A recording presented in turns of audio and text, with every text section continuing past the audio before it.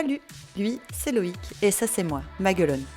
Parti à vélo de Montpellier il y a 3 mois, nous arrivons en Allemagne dans la région de la Basse-Saxe, après la traversée de la Belgique et des Pays-Bas. Seulement voilà, comme aux Pays-Bas, nous n'avons pas beaucoup filmé notre passage dans ce pays. Cela dit, entre chaque ville, c'est champs à gogo, petites forêts inondées et camping incompréhensible. Heureusement, Loïc a joué du cliché à Braine et à Hambourg où nous sommes restés quelques jours.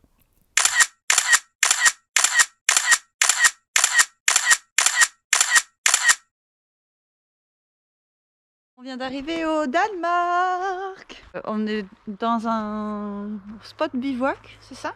Un shelter. Un shelter où il y a une douche, des WC. Il y a la clim même dans les WC. Il y a un coin pour faire un barbecue, pour manger. Couvert avec du bois, des tables de pique-nique et même des endroits où dormir. Même pas besoin de monter la tente. On est au Danemark! On est au Danemark. Dès notre arrivée au Danemark, nous sommes très agréablement surpris par le rapport que le Danois a à la nature et à l'outdoor.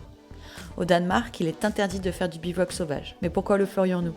Les municipalités ont mis en place des centaines d'abris pour les randonneurs et les cyclistes afin que chacun y trouve un refuge gratuit pour la nuit. Parfois on y trouve des douches, parfois non. Parfois il se situe dans une école ou au milieu de la forêt. Mais le localiser est un jeu d'enfant car une application appelée Shelter recense tous les abris du pays. Et il y en a partout. Loïc vient, il vient pas de crever son pneu, il vient d'exploser son pneu, genre il est complètement mou. Elle est où la déchirure? Tu l'as trouvée tout à l'heure? Ah putain. C'est déchiré quoi. Mais heureusement, il y a un pneu de rechange. Ils viennent dire. Il y a Fardus. Voilà, nous voilà 2 heures après l'explosion du pneu de Loïc et le pneu. Mais il n'est pas gonflé. On n'a pas du tout réussi à faire claquer le pneu, comme vous pouvez le constater. Et on s'était dit, ah, c'est pas grave, on va mettre des chambres à air, sauf qu'en fait, c'était pas les bonnes valves. Là, on en a marre, il y a un refuge à 4 km. On va aller dormir, manger, dormir. On verra ça demain. Bien sûr, c'est dimanche et du coup, les magasins de vélo sont fermés. En vrai, on est bien parce qu'on a trouvé un abri et il y a un refuge pas loin. Et on s'est dit, au pire, demain, on revient à l'abri. Oui. On a un abri et normalement on a même une douche parce que on est au Danemark. On est au Danemark!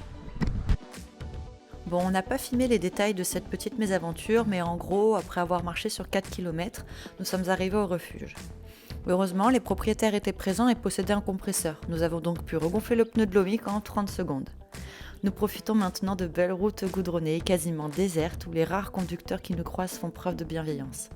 Pour la traversée du pays, nous avons choisi de suivre la Divide, un itinéraire qui coupe le pays en deux en son centre, du sud au nord, et emprunte petites routes de campagne et chemins boisés.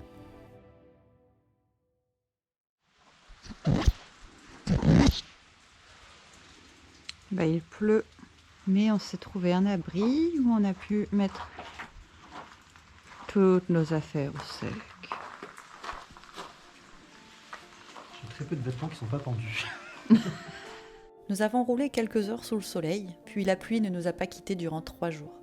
Nous étions trempés de la tête aux pieds 24 heures sur 24, mais allez savoir pourquoi, nous étions contents.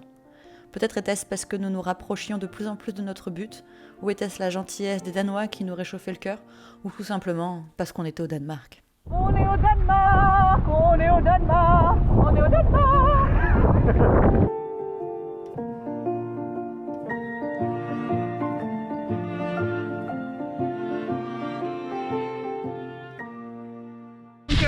Pour l'instant, on a le plan d'aller jusqu'au nord du Danemark, prendre un ferry pour la Norvège, et de la Norvège, passer d'ouest en est pour aller jusqu'en Suède et redescendre après au Danemark.